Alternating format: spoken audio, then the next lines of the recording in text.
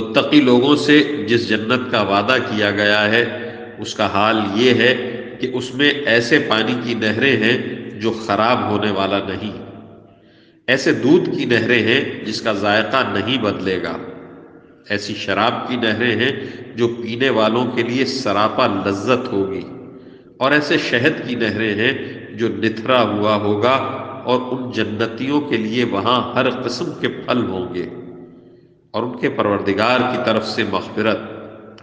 کیا یہ لوگ ان جیسے ہو سکتے ہیں جو ہمیشہ دوزخ میں رہیں گے اور انہیں گرم پانی پلایا جائے گا؟ چنانچہ وہ ان کی آنتوں کو ٹکڑے ٹکڑے کر دے گا۔ اور اے پیغمبر صلی اللہ علیہ وسلم، ان میں سے کچھ لوگ وہ ہیں جو تمہاری باتیں کانوں سے تو سنتے ہیں، لیکن جب تمہارے پاس سے نکل کر جاتے ہیں تو جنہیں علم عطا ہوا ہے ان سے پوچھتے ہیں کہ ابھی ابھی آپ صلی اللہ علیہ وسلم نے کیا کہا تھا۔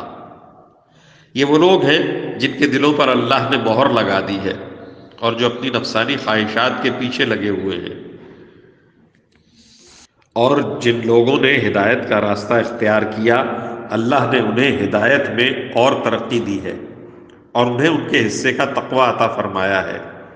اب کیا یہ کافر لوگ قیامت ہی کا انتظار کر رہے ہیں کہ وہ یکایک ان پر آن پڑے؟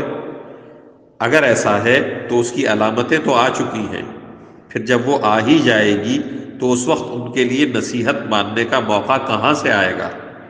لہٰذا اے پیغمبر صلی اللہ علیہ وسلم، یقین جانو کہ اللہ کے سوا کوئی عبادت کے لائق نہیں ہے، اور اپنے قصور پر بھی بخشش کی دعا مانگتے رہو، اور مسلمان مردوں اور عورتوں کی بخشش کی بھی، اور اللہ تم سب کی نقل و حرکت اور تمہاری قیام گاہ کو خوب جانتا ہے۔ اور جو لوگ ایمان لائے ہیں وہ کہتے ہیں کہ کیا اچھا ہو کہ کوئی نئی صورت نازل ہو جائے۔ پھر جب کوئی جچی تلی صورت نازل ہو جائے اور اس میں لڑائی کا ذکر ہو تو جن لوگوں کے دلوں میں روگ ہے تم انہیں دیکھو گے کہ وہ تمہاری طرف اس طرح نظریں اٹھائے ہوئے ہیں جیسے کسی پر موت کی غشی تاریک ہو۔ بڑی خرابی ہے ایسے لوگوں کی۔ یہ فرما برداری کا اظہار اور اچھی اچھی باتیں کرتے ہیں، لیکن جب جہاد کا حکم پکا ہو جائے اس وقت اگر یہ اللہ کے ساتھ سچے نکلیں تو ان کے حق میں اچھا ہو۔ پھر اگر تم نے جہاد سے منہ موڑا تو تم سے کیا توقع رکھی جائے؟ یہی کہ تم زمین میں فساد مچاؤ اور اپنے خونی رشتے کاٹ ڈالو۔ یہ وہ لوگ ہیں جن کو اللہ نے اپنی رحمت سے دور کر دیا ہے، چنانچہ انہیں بہرا بنا دیا ہے اور ان کی آنکھیں اندھی کر دی ہیں۔ بھلا کیا یہ لوگ قرآن پر غور نہیں کرتے، یا دلوں پر وہ تالے پڑے ہوئے ہیں جو دلوں پر پڑا کرتے ہیں؟ حقیقت یہ ہے کہ جو لوگ حق بات سے پیٹھ پھیر کر مڑ گئے ہیں، باوجود یہ کہ ہدایت ان کے سامنے خوب واضح ہو چکی تھی، انہیں شیطان نے پٹی پڑھائی ہے اور انہیں دور دراز کی امیدیں دلائی ہیں۔ یہ سب اس لیے ہوا کہ جو لوگ اللہ کی نازل کی ہوئی باتوں کو ناپسند کرتے ہیں، ان منافقوں نے ان سے یہ کہا ہے کہ بعض معاملات میں ہم تمہاری بات مانیں گے، اور اللہ ان کی خفیہ باتوں کو خوب جانتا ہے۔ پھر اس وقت ان کا کیا حال بنے گا جب فرشتے ان کی روح اس طرح قبض کریں گے کہ ان کے چہروں پر اور پیٹھوں پر مارتے ہو جاتے ہوں گے۔ یہ سب اس لیے کہ یہ اس طریقے پر چلے جس نے اللہ کو ناراض کیا، اور اس کی رضامندی حاصل کرنے کو خود انہوں نے ناپسند کیا، اس لیے اللہ نے ان کے اعمال اکارت کر دیے۔ کیا وہ یہ سمجھتے ہیں کہ ان کے چھپے ہوئے کینوں کو اللہ کبھی ظاہر نہیں کرے گا؟